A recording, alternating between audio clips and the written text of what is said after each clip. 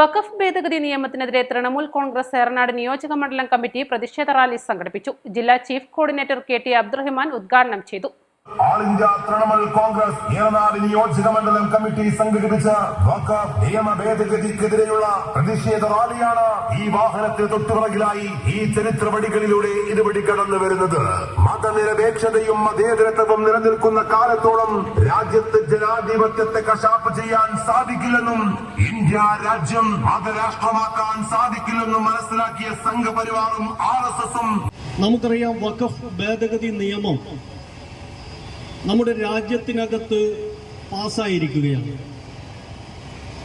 BJP government വഖഫ് ഭേദഗതി bill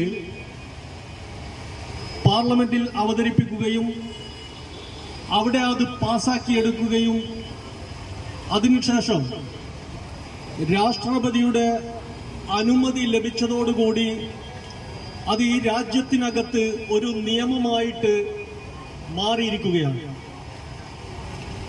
വഖഫ് ഭേദഗതി നിയമം മുസ്ലിങ്ങളെ സംബന്ധിച്ചിടത്തോളം ആശങ്കാജനകമാണ്.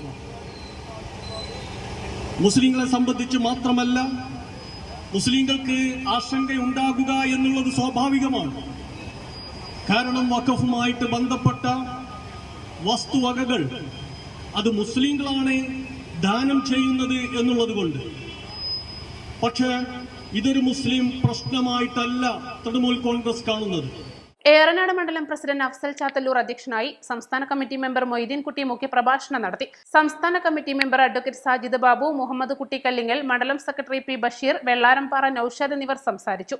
East live, Edavanna.